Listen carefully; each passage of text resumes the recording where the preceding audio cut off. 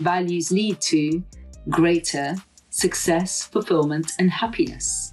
And happiness, who doesn't want happiness or fulfillment, or indeed success? Welcome to TTalks, where we dive into the stories behind the leaders shaping our world. I'm your host, Walia. Today, we're joined by yet another remarkable guest who's not only an advisor, a coach, a founder, and an international best-selling author. And I have the privilege of calling a friend, Dr. Mandeep Rai. Mandeep, welcome to TTalks. Thank you for having me.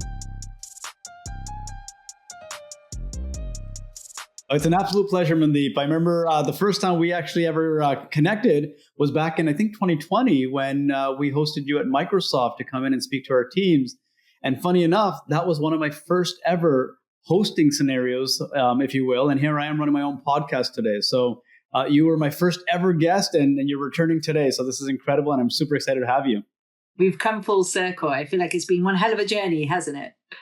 Absolutely. Absolutely. And speaking of journey, I would love to understand for our guests what your journey's been, Mandeep. You've gone through a lot of different things from being a founder, a CEO, you're an advisor, you're a coach, you're a best-selling international author. I mean, there's so much to talk about. How did you get here? I'd love to understand that for our listeners. So where is here is the question. Part of that journey has been also having worked in 180 countries. So I would say that is almost the real journey, because you spoke about titles and positions, and that's a career journey that people recognize. But traditionally, a journey was always going from point A to B geographically. And that's what I really have enjoyed, and I think I have maybe 25 more countries left before the journey of the world is complete. Wow. So with that, what's the next destination? Okay, so the next destination is actually probably North America, so the US and Canada, and then Latin America, Mexico, and maybe I hesitate because it's really the Galapagos, but I guess Ecuador in terms of countries. But in terms of next destination of breaking through a country that I have never been to, fingers crossed, touch wood, it'll be Algeria. And I want to go back a little bit, Mandeep, because you don't just get up one day and say, listen, this is what I'm going to do, right? I'm going to go and explore all these countries and this is going to be my journey. Where did that start from? So we might as well be, say it as it is, right? We're both Punjabi, Sikh, so we have like the same heritage, and in our culture, traditionally, you have made it, not if you become a CEO or climb Mount Everest, but rather if you just get married, get settled, have kids, you've done well. Like that's really, success is just there. And although for some people that's success, for some people that can also feel like imprisonment, right? Let's face it. For some women, it's kind of like, whoa, that's it. That's the end of youth. That's the end of life. That's the end of freedom. And so I remember very early on thinking, oh my God, if I do that, who knows if I'll ever be able to see North Korea for what it really is, or go to Antarctica, or even the moon. I mean, how will I ever, when will I ever be able to get to explore if that happens? So I guess there was a burning fire to do all of this before that day of celebration, and to some people that day of death. So there was like a fire in my stomach to get it done quick, like yesterday. And I think that's actually really helped. That's probably why I've been able to do what I've been able to do relatively young. I mean, I'm not young, but, I'm not running as a presidential candidate, so I'm not on the other side of young either. Yeah, no, for sure. And, and it's incredible what you're speaking about in terms of, the cultural aspects of it and what our culture looks as victory or celebration, whereas it's really a necessity. It's the bare minimum, if you think about it, that we're celebrating. So, with that, and you recognizing that, which is, quite wise of you to do that early on, then you go on and you're exploring all these different countries. But through that exploration, you started exploring the values that these countries hold, right? that is a whole different perspective. Everyone travels. We all go to different places, take some pictures, get some memories, come back. You went, not only did you take those pictures, took those memories, but you started digging deeper into the values of what really motivates and makes these nations who they are. Where did that come from, Mandeep? I'm so intrigued by that. Great question. Look, I'm no different to you or anyone else. And I think, again, our cultural heritage plays a part in this. So culturally, and my parents, especially my mother, would always say, see the best in everyone. Like, everyone's a teacher, everyone's a mentor, everyone's there as, you have a choice as to whether you see the good in someone or the bad. Just direct your vision to the good. And I think that even though as a journalist, you're almost trained to do the exact opposite. You're trained to look at what's shifty here, where's the catastrophe, where's the calamity, where's the conspiracy. And yet the real part of me, the part that I've grown up with, the values that I've been grown up with, have been like looking towards the light rather than looking at the seedy dark. So even though I would have to sometimes write reports or broadcast about the hurricane that's just happened or the damage that has just happened or the shooting or whatever, I would then also write back to my friends and family and write about the essence, the brilliance, why should they care about Papua New Guinea? Like, what is it that's extremely not just valuable or values-based, but how can Papua New Guinea and what's there change their life? And these letters that I would write back wouldn't just stop at my friends and family or the people that I knew. People would just inevitably forward it on to whomever, their grandmother, their child, their, businessman uncle in Japan, whomever. It would just get into these hands that I had not known. And these strangers would write back and say, wow, we never saw this nation like this, or we never saw our own nation like this. But you have a point. You've kind of delved into the psyche or the psychology or all of the aspects, like the history, the geography, the nuances. And they would say, one day you should make this into a book. And I'd always think, yes. When I retire, I promise to collate all those letters and I'll do something. And it wasn't until one of my very good friends, actually one the best man at my wedding, said, we were both working at the BBC, and he turned around to me and said, why are you waiting till you're dead to write this? Write it now. And I know why he was saying it is because I was very pregnant. And he's like, write it now and call it Letters to My Unborn Child. You're wondering what to do in your maternity? This is what you do. And I was really, really inspired by the way he put it. And then I couldn't let go of it, even though I failed miserably to do it within my 9 months of pregnancy. Although I tried, I really gave it my best. I would lock myself up in a library every day to try and get it done. And I just didn't. So I'm not very good at failure. So I just get pregnant straight away again and do it all over again and really try this time. But of course, it's even harder because now you've got a little baby to contend with. And they're both running around the house right now, which is why I asked you, is the audio okay? Because I can hear them. And I failed again. I still didn't do it within the 9 months. And in fact, so much went into this. A PhD and reading every single angle page of my holy scriptures, much more of a momentous task than I had initially anticipated. I equally couldn't put it down. It's just something that had to be, excuse the expression, given I'm talking about pregnancy, I had to give birth to this as well as real children. This is my third. Wow. And the least problematic. He doesn't talk back and is super nice. Yeah. Only gives, doesn't take. Yeah. Wow. You touched on a lot of things there as well, Mandeep. Like it's incredible to go through that journey again, put yourself in that situation. But you talk about failure a number of times and you speak about it so comfortably and so openly, whereas society, especially our culture, as we speak about, looks at failure as a very negative thing. And what we do in my household is the word fail stands for first attempt in learning. We don't look at it as something that's devastating and something that's the end of the world.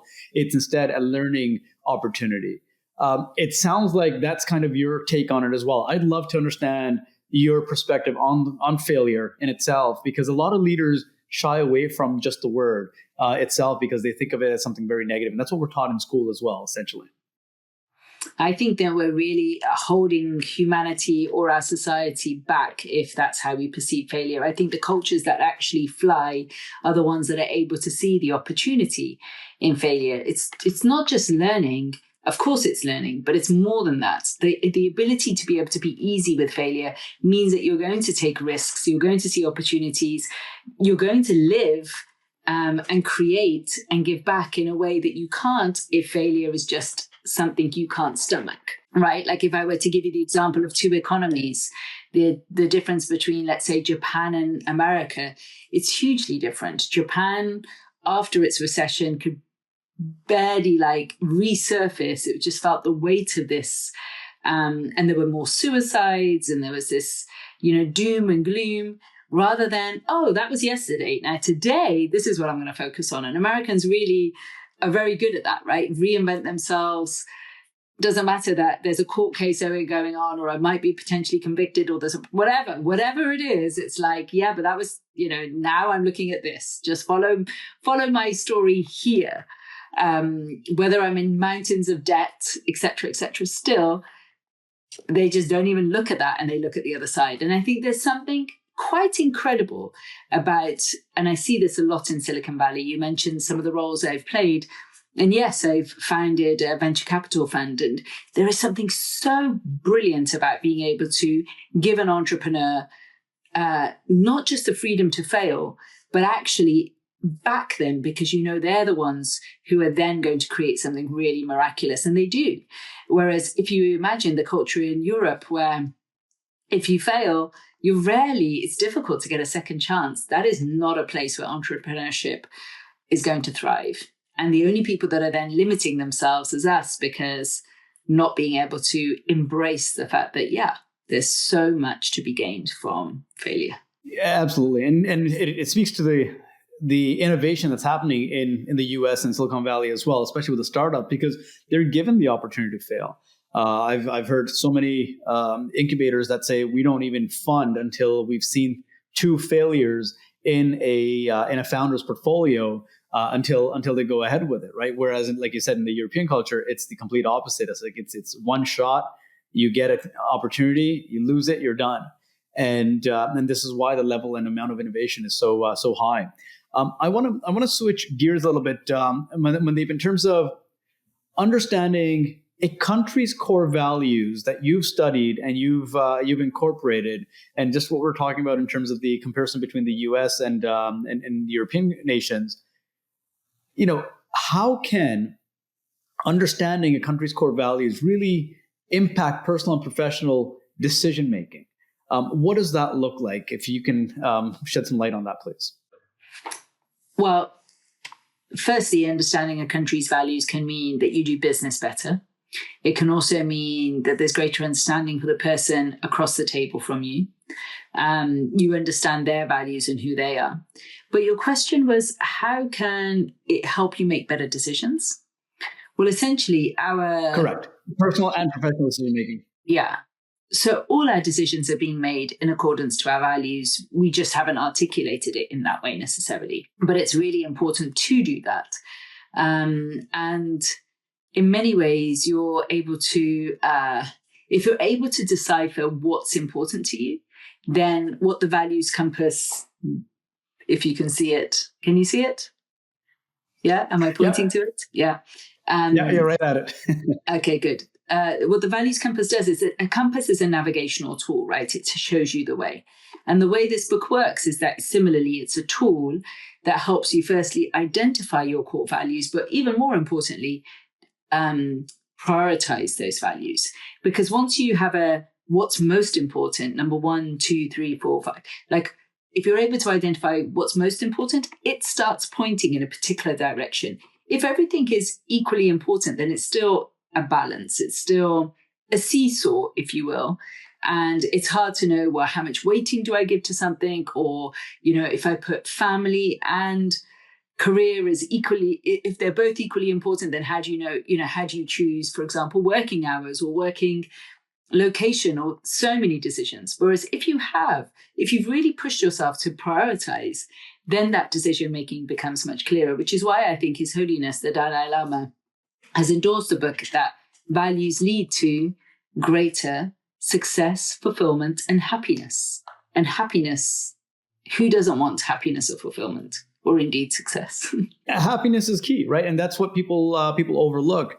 But how do you recommend or suggest individuals to really pause and reflect on what those values are? Because in the busy world that we live in today, they don't get that time. They barely get time to scratch their own heads, right? So what's your recommendation there? How do they actually disconnect from everything and really identify what those values are? I know reading the book can seem like, in our fast-paced world, we barely have time to read an article, let alone a book. But that's exactly why this has been written in the bite-sized chunks in which it has. Like, each chapter or vignette is just 2 pages, right? You can do that as you're going to bed or as you wake up. It's like a thought for the day or food for the day. But even more succinctly, if you just read the introduction and conclusion, you would be able to do this 15-minute exercise. And I think books provide that safe space where no one else can enter. It's no one else's thoughts or opinions or their take on something. It gives you a space where you can just look within. And I'm not asking you to look within through a 11-day silent Vipassana retreat. I'm just asking you to look within for 15 minutes. And it's helpful to do this exercise with people who can really cut through your bullshit, really just be direct and honest with you. That also can really help. So to do this exercise with someone who knows you well, whether they're a colleague or a loved one, or, your boss or your former boss, whomever, your friend or your enemy, someone who knows you really well is the person to do the exercise with. Amazing. And speaking of, bosses and organizations, there are times when individuals are conflicted with their own personal values versus a corporation's values.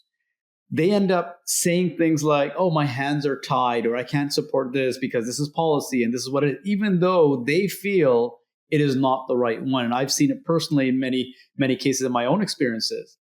What are your thoughts? How does someone deal with that? From both sides, one on the receiving end, who is actually having to deal with this thing, saying, this is all we can do, our hands are tied. And then someone who's also delivering that message as a leader, because they're the ones that are also torn, where they agree with the individual and what they're trying to accomplish, and the corporation has their own agenda, if you will. What are your thoughts there?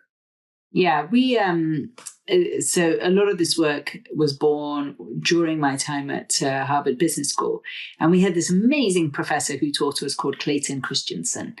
And he has a book called How Will You Measure Your Life? But really the way he conducted his lectures were phenomenal. It was almost like he was, you could have entitled his course, it was called BSSE, but it could have been entitled How to Stay Out of Prison.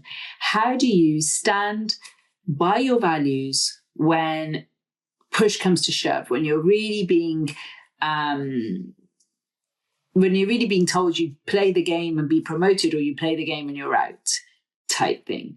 And all of us have those moments in our career where we feel like we're compromising our values, or we're stepping on our values, or we're being told to ignore our values in order to just get the job done. And that's, I guess, when you're being tested. That's the moment to stand, even though you can see that it might not go down well. So a classic example he would always give us, he was a devout Mormon. I say was because he sadly passed away.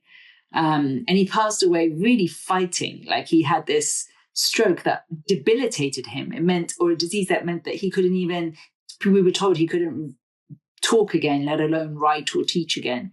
And he taught himself how to write, read, and teach back at Harvard again. So he was very, very strong and a devout Mormon and a devout family man. And he was working on one of the big consultancies. Maybe it was BCG or McKinsey. I failed to remember which, maybe BCG. And he was set, often their expectation of any management consulting firm is that you work when you're asked to work.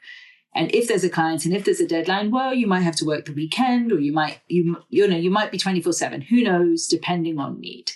And he said, sorry, I am not going to work weekends. Weekends are for my family. Come what may. Sorry, I'm not going to, cross that line. Okay, Clay, fine. You're not going to work weekends. But, we expect you to be in the office till as late as we need you because there might be deadlines. No, sorry, I'm not going to work past 6 p.m. 6 p.m., after 6 p.m., it's my family time. Sorry, you can't ask me to do that. To push the line again and again and again so that he gets to create a working life that he feels comfortable with.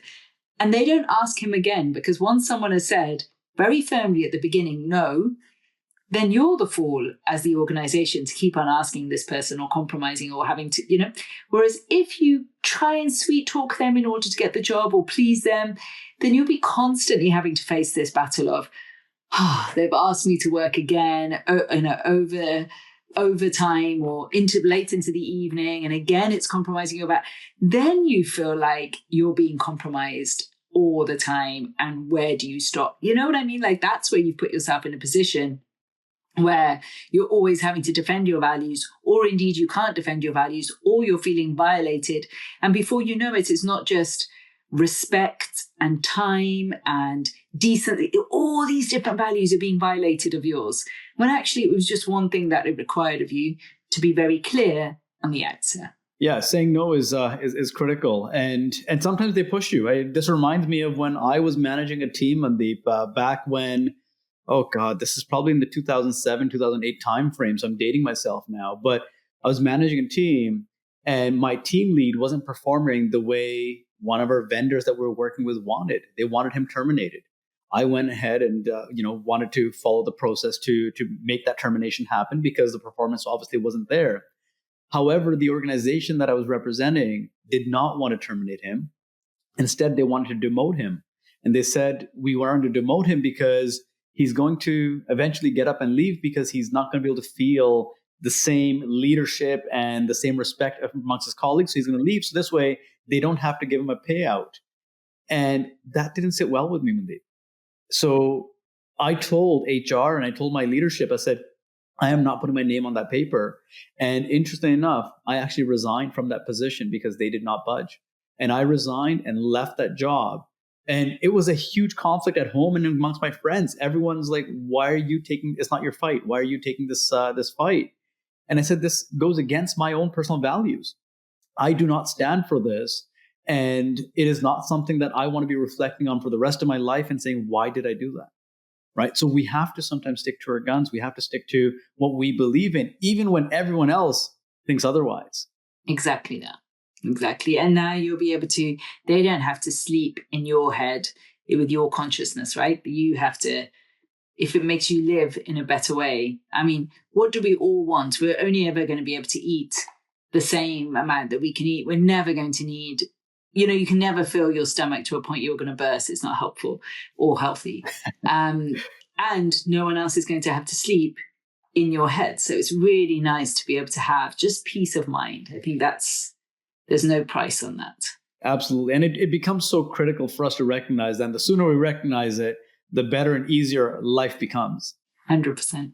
Mandeep, I wanted, from your all the collections that you have in your book and then some, the one value from the values compass that you believe is universally applicable, regardless of culture or geographical differences, that you've seen as very common, what would that look like? What's the one that stands out for you? So honestly, every single value is universal and applicable. There are 101 stroke 102. There was a bonus chapter of happiness in the book.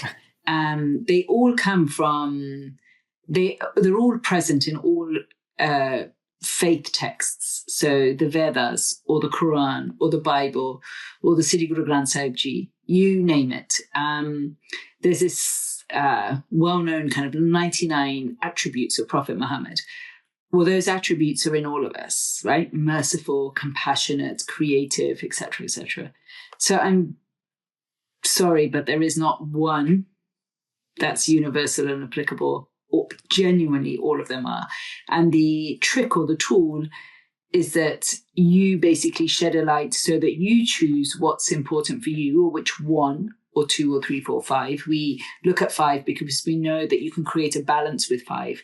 Whereas if you only look at one, actually it becomes rather skewed. You can anything if you just look at one thing. Like if you were even just to look at something really noble like service, and all you concentrate on is giving or serving, it can lead to burnout. There's a long shadow or a long tail of that.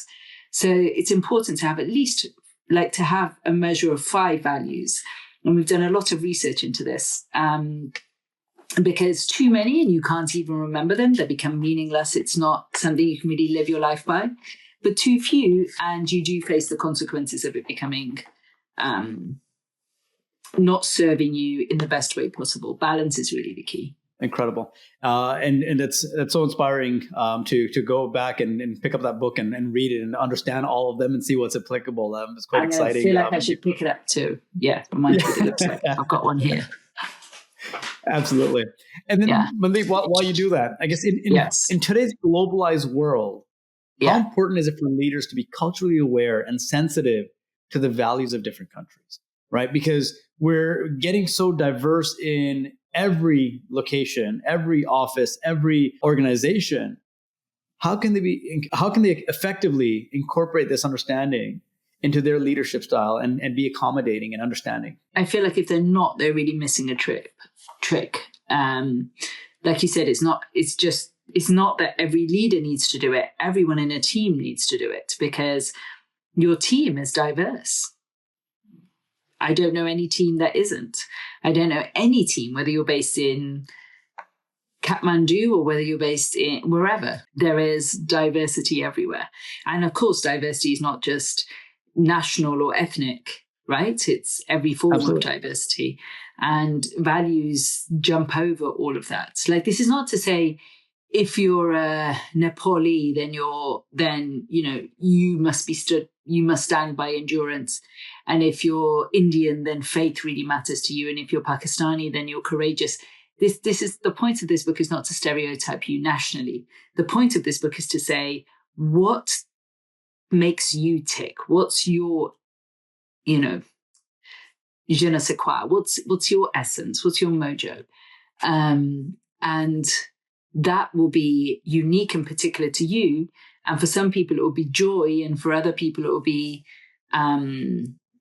enlivenment.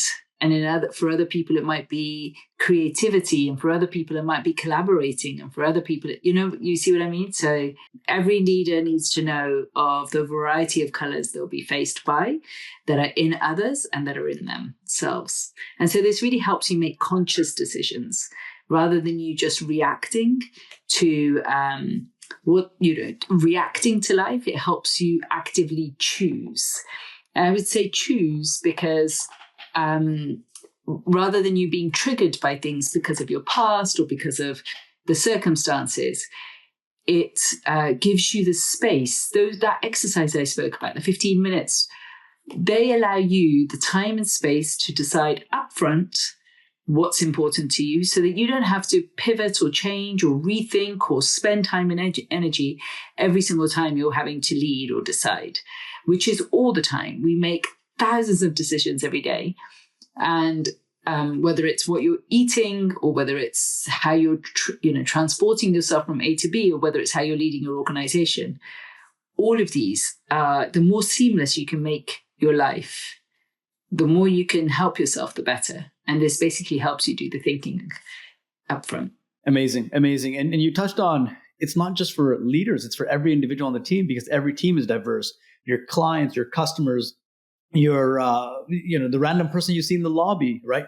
So when you're walking around, there's so much diversity happening everywhere that it becomes critical for us to recognize what everyone else lives by and stands for, right? And having that understanding really reflect back on what do we stand for? What do we live by? Right. So it becomes incredible from that perspective. And thank you for that. Mandeep, for our guests who are listening, where can they get your book? Where is it available? So it's called The Values Compass, What 101 Countries Teach Us About Purpose, Life and Leadership. And it should be available in all good bookshops around you. It's an international bestseller, so I know it would be available in your stores, whether you're in Australia or whether you're in Canada or wherever you are. If, however, it's not for any reason, then order it from your store. If that's not possible, then of course you always have Amazon, and it's most definitely on Amazon. And it's been translated into many different languages. And if it's not in a language that you speak, please get in touch and we'll make that happen. Amazing. And thank you for that, Mandeep. And we're going to shift gears a little bit, and it's time for a rapid fire segment. And the rules are simple. I'm going to ask you a question, and you respond with the first thing that comes to mind. So the first one's usually easy. Tea or coffee? I don't take caffeine. Thank you very much. Okay. What's your drink of choice then? I'm curious now. Right now, I have nettle. That's not necessarily my drink of choice. It depends what time of the day. Sometimes it'll be mint. Sometimes it'll be chamomile. Sometimes it'll be lemon and ginger. Really depends on the time of day. So mornings more like lemon and ginger. Afternoons more mint, and evenings more chamomile.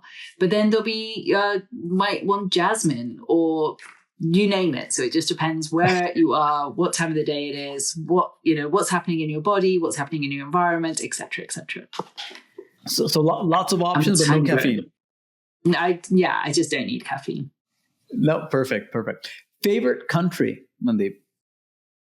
It's like choosing your favorite child. It would be silly to do that, and I'm not about to do it.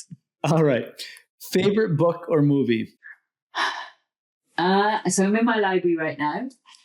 One of my books that I guess I have that I love is Wuthering Heights, or A Suitable Boy, or there are so many good, brilliant books. Favorite movie? I guess I have a favorite movie in every genre. So in Bollywood, Nollywood, Hollywood. So again, just so many. Like I just one that I really like right now because it's quite pertinent to something that's happening in my household is 12th Fail, which is an Indian film, or a Bollywood, well, less Bollywood, more Indian, or there are so many. I remember falling in love with Natu Natu, the song and or everything that went with it last year. So just different things at different times. There's not just one. Yeah. No, I love that. 12th Fail is a very, very good one as well. I'm getting my daughter to watch it as well, just so she kind of goes through the inspiration and the role there. So that's incredible. Yeah, it's true. It's true. Yeah, exactly. It's based on a true story. Yeah, absolutely. Favorite quote you live by, if there's one? I wouldn't say it's my favorite quote. I would say it's a quote that I often utilize. It's "This too shall pass," and I use it to really to have equanimity as much as I can, which means that if there's diversity, this too shall pass. If you're in a time of elation and joy, well, be measured. This too shall pass. So it just helps me keep it even and cool. Yeah, stay grounded. Yeah, absolutely. All right. The weirdest thing in your fridge? We have guava jelly right now. A friend gave it from Trinidad and Tobago, I think. That's where it's come from. Yeah, we have a lot of house guests. You can imagine because of, all the places I've been to, then clearly my doors are always open. And we get the most random, weird and wonderful things. Yesterday, we went to an incredible ice cream shop by Anya Hindmarch. I don't know if you know her, that she does handbags, and they're quite luxury decent kind of price handbags.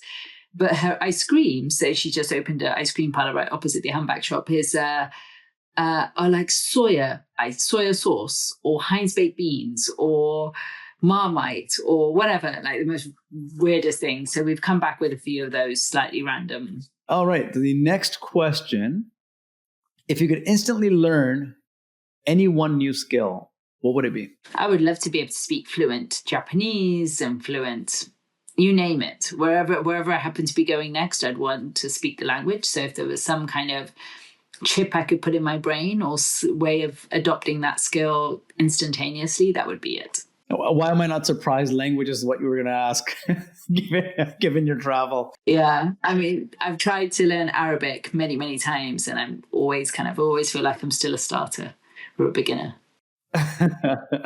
Well, I mean, languages are so complex. How many languages do you speak now, by the way? Maybe five. Okay. Fluently? Decent. Enough to, yeah, decent. Okay. And enough to be dangerous. Yeah. Or and kind, or caring. The last, yeah. Yeah, fair enough. The last question, Mandeep, is if animals could speak, which one would you want to have a conversation with? All of them. I don't know why I would want more of a conversation with a tiger versus a leopard versus a puma. I'd want to speak to all of them. Amazing. Mandeep, well, thank you very much for being here, inspiring us. It was a true pleasure to have you on. And again, for our listeners who are looking to get a copy of Mandeep's book, go to your local bookstore. If that fails, then Amazon has it as well. But make sure you do check it out. It's the Values Compass. And Mandeep, thank you very much again for being here. Thank you for having me. I'm really pleased to have seen, to have been your first whilst you were at Microsoft, and now to be on your very own podcast. It's a pleasure and a privilege. Thank you, Mandeep, for sharing your valuable insights and experiences with us today. It's been a true pleasure. To our listeners, thank you for tuning in. Be sure to subscribe to TTalks for more conversations with the leaders who are shaping our world. Until next time, keep on inspiring.